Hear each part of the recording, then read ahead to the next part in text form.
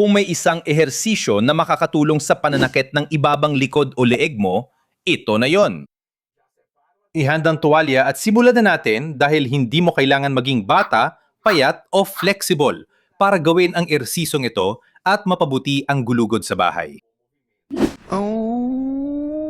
Kapag ang pananakit ng likod ay may mechanical na dahilan, ibig sabihin may naipong tensyon, may harang sa paggalaw o may kahinaan sa gulugod. Ang sakit ay nangyayari kung saan may sobrang paggalaw, kung saan masyadong gumagalaw o kung saan sobrang nabibigatan. Hindi sumasakit ang nakapirmi o nakablock na bahagi ng gulugod dahil hindi ito gumagalaw. At ang ganitong uri ng kawalan ng balanse ay hindi lumalabas sa ultrasound, sa x-ray, sa MRI o sa CT scan. Ito ang pinakakaraniwang uri ng hindi pantay sa gulugod. Ang leg at ibabang likod ay sobra ang trabaho at galaw, kaya madalas sumasakit. Nagkokompensate sa pagbara, paninigas sa thoracic na bahagi ng gulugod. Ang sakit ay dahil sa pag-compensate ng gulugod sa bara. Kompensatoryong sakit ito, kaya hindi masyadong epektibo ang gamot dahil tuloy pa rin ang kompensasyon. Kaya, para matulungan ka, ang ehersisyong ito ay kikilos mismo sa bahaging kailangan. Magpapaluwag ito at mag-aalis ng bara sa thoracic spine para maibsan ang leeg at ibabang likod. Ang galing, di ba? Kumuha ka ng malambot na tuwalya. Tiklupin mo sa gitna, ganito, pahaba, at tiklupin ulit, pangalawang beses. Yung tuwalya mo ay magiging mas malapad na piraso, mga 1.5 palad ang lapad. Dito, tiklupin ulit natin sa gitna, isa pang beses, at ngayon gawin na nating rolyo. Ang ideya ay maging malaki ang rolyo tulad dito at talagang malambot. Kita mo, ganito ang paggawa. Hihiga ka gamit ang malambot na rolyo na ito sa bandang gitnang likod, katapat ng dibdib, sa bandang talim ng balikat, sa bandang linya ng bra. Sa posisyong ito, dahan-dahan kang hihiga, nakabaluktot ang mga binti. Kung mararamdaman mong napipilitan ka, masakit o hindi komportable, ayusin mo ang taas. Kung gaano ka kahiga, gamit ang mga unan. Maglagay ka ng unan, humiga ka. Kung nararamdaman mong napipilitan ka pa rin, maglagay ka ng pangalawang unan. Kung hindi mo nararamdaman ang stretch at kailangan pang iunat, alisin ang unan at ayusin ang taas. Gamit ang mga unan para makahiga ka at makapag-relax ng husto hanggat kaya mo nang walang takot at walang sakit. Ayos ba? Hayaan mo ilagay ko ito dito dahil hindi ko naman ito kailangan. Para protektado ang leeg mo, ikawing mo ang mga daliri mo.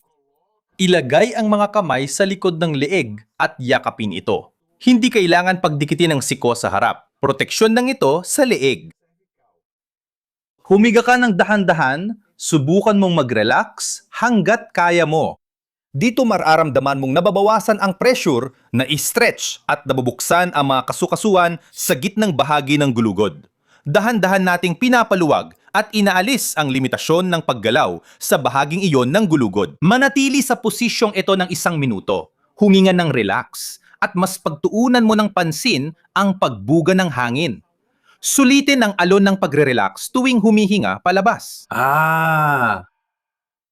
Sa bawat pagbuga mo ng hangin, nararamdaman mo ang mga kasukasuan mo. Parang kapag hinihila mo ang daliri mo at may naririnig kang tunog ng pagkalagutok. Yun lang ang mga kasukasuan na bumubukas. At yan ang ginagawa natin dito.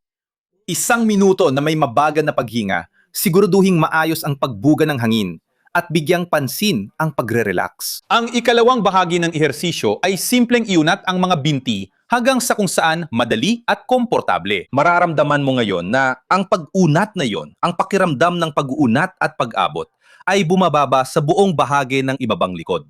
Hindi lang ito nananatili sa leeg at itaas na likod.